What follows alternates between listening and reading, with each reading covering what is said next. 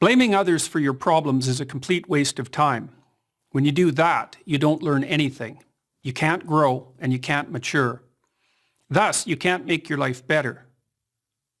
In my 3 decades as a professor and clinical psychologist, I've learned that there are 2 fundamental attitudes toward life and its sorrows. Those with the first attitude blame the world. Those with the second ask what they could do differently. Imagine a couple on the brink of divorce. They're hurt and angry. The unhappy, bitter husband recalls the terrible things his wife has done and the reasons he can no longer live with her. The harried and disillusioned wife, in turn, can describe all the ways her husband let her down. Each has a long list of necessary changes for the other person. Their prospects for reconciliation are grim. Why? Because other people aren't the problem. You're the problem. You can't change other people, but you can change yourself. But it's difficult.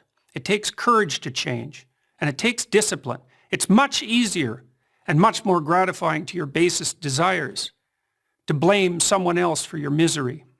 Consider the youthful activist making a statement against the corrupt capitalist system by smashing in the storefront of a local business. What has he done other than to bring harm to people who have nothing to do with his real problems? The guilt, doubt, and shame he will inevitably feel in consequence will have to be suppressed so his beliefs can remain unchanged. And that suppression will do nothing but foster his anger and alienation. In the play The Cocktail Party by American English poet T.S. Eliot, one of the characters is having a very hard time of it. She speaks of her profound unhappiness to her psychiatrist. She tells him that she hopes her suffering is all her own fault. Taken aback, the psychiatrist asks why. Because, she tells him, if it's her fault, she can do something about it. If it's in the nature of the world, however, she's doomed. She can't change everything else. But she could change herself. Now, there are people who seem to be consigned to a terrible fate, but most of us aren't.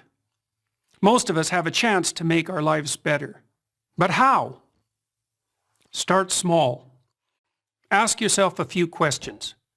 Have you taken full advantage of the opportunities offered to you? Are you working to your fullest capacity at school or at work? Have you, in other words, set your own house in order? If the answer is no, try this. Stop doing what you know to be wrong. Stop today. Don't waste time asking how you know that what you're doing is wrong. Inopportune questioning can confuse without enlightening and deflect you from action. You can know something is right or wrong without knowing why. Start paying attention. Do you procrastinate, show up late, spend money you don't have, and drink more than you should? It's not a matter of accepting some externally imposed morality. It's a dialogue with your own conscience. What are you doing that's wrong from your own perspective? What could you put right now? Get to work on time. Stop interrupting people. Make peace with your siblings and your parents. Diligently utilize everything you already have at hand. If you do those things, your life will improve.